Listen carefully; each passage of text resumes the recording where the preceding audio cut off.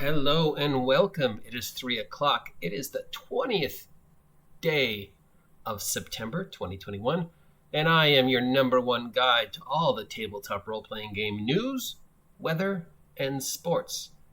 And I thought we'd take a look at the tabletop role-playing game of the year, Alice is Missing. There has been a lot of questioning and musings as to exactly what it was about this game that won it the award, because at first look, it's not a role-playing game. So here we go. Alice is Missing is a immersive role-playing game played entirely via text message. Okay, I'm trying to remain impartial. Alice is Missing is a silent role-playing game about the disappearance of Alice Briarwood, a high school junior in the small town of Silent Falls, which is, I guess, right next door to Twin Peaks. This game is played live and without verbal communication.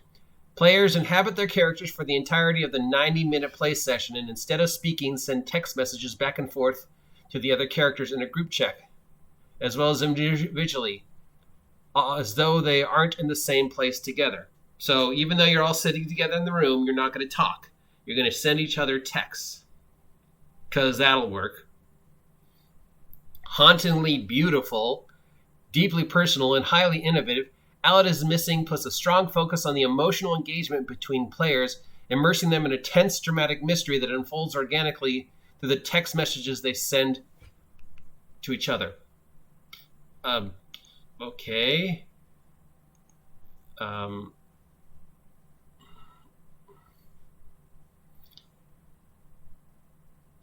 We know that it is by Spencer Starks. We notice from the makers of the same game, Icarus, a storytelling game about how great civilization falls.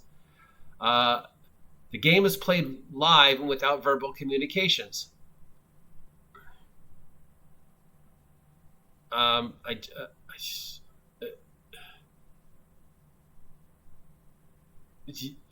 don't.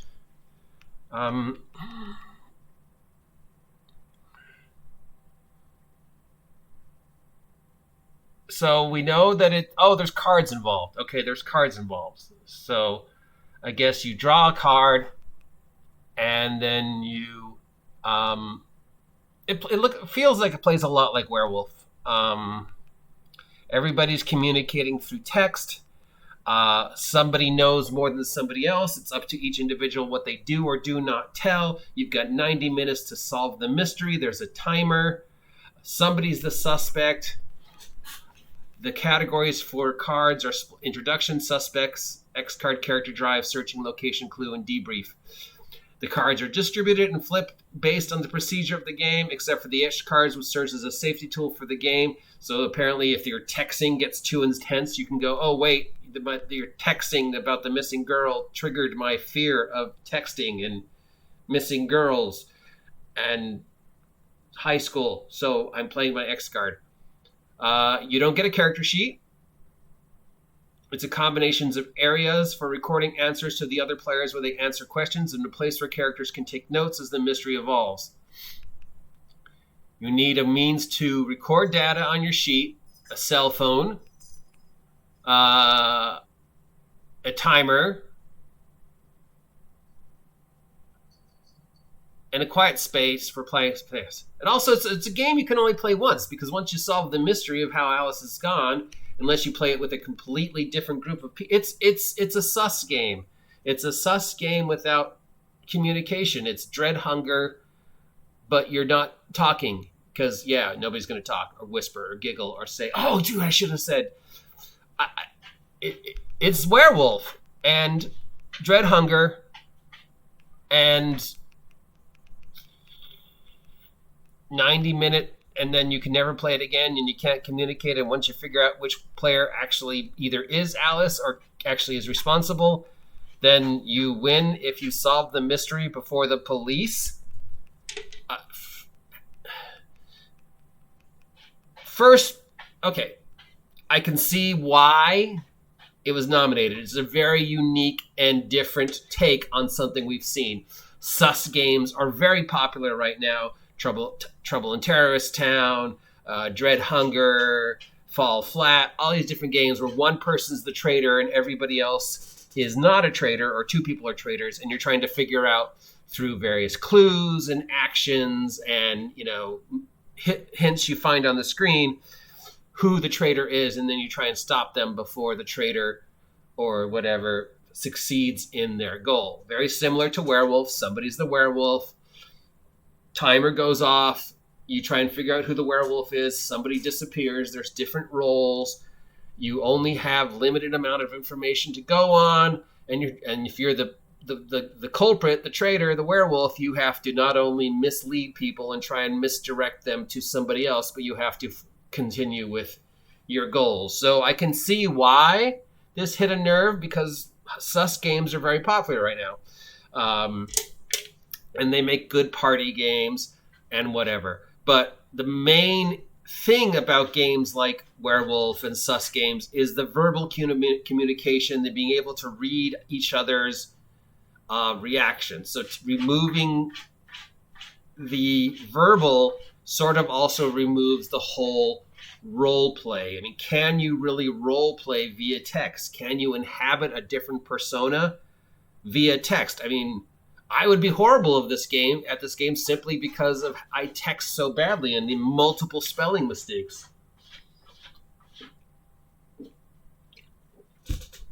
So already I couldn't play.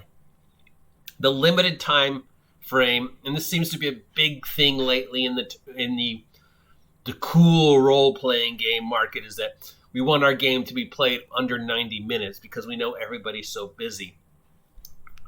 It feels, it doesn't feel like a role-playing game. There's no character progression.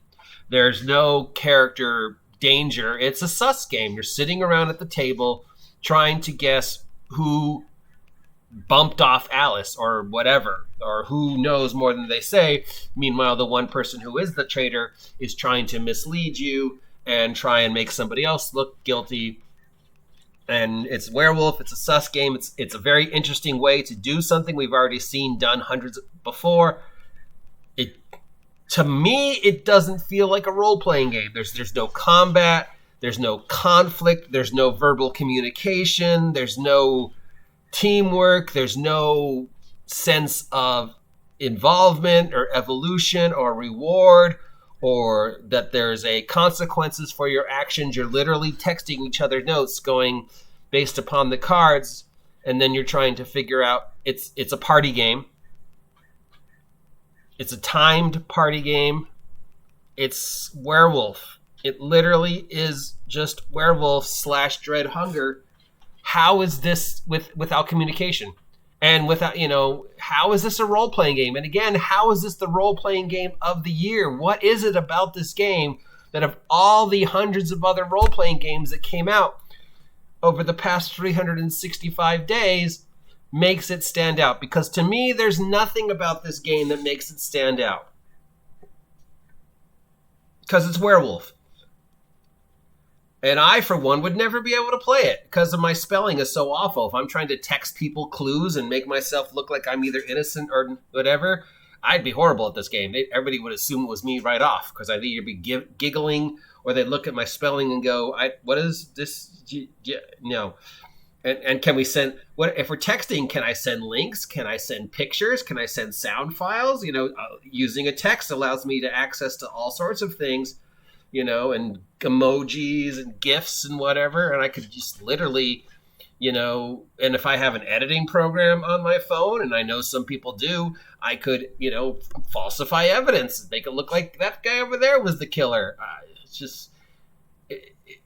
It's maybe I am 100% wrong, but a silent role-playing game with under 90 minutes that you basically play once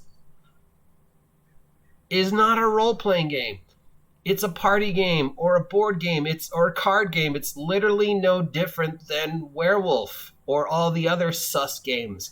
So what is it about this game that makes it tabletop role-playing game of the year? Because to me, I don't see anything that makes it stand out to me the way, say, Tales from the Loop or Blue Planet or Mork Borg stood out and made you just go, wow, unless the art on this game is breathtaking, which I'm looking at it and it doesn't really seem to be that amazing. It's this, it's pretty typical quasi comic book lumberjanes, kids on bikes, poignant, moody art that we're seeing in a lot of these teen games lately. So what is it about this game that makes it tabletop role-playing game of the year? Because to me, I don't see it. Do you own this game? Have you played this game? Do you feel that this game is tabletop role-playing game of the year? Let me know. Give me your opinion. Would you want to be... Is there a market for a one-and-done role-playing game like this? I mean, how much does this game going to cost me?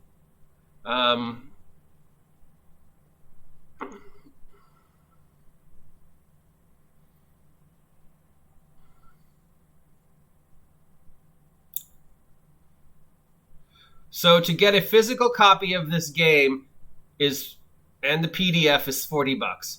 To get just the physical copy is $20. $20 for Wearwolf. Would you spend $20 to $40 for this game? Is this something? Is there a market? Please, I'm honestly, I don't see it.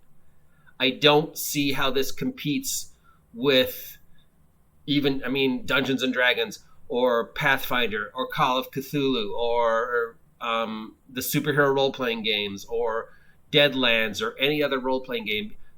It lacks two of the major things that makes it a role-playing game. First, communication with the individual players is completely removed because you're communicating with text. And second, investment in the character. I'm not going to invest in a character if it's a one and done and there's no sense of growth, development, experience, role play, whatever. Can you role play through text? I don't think you can.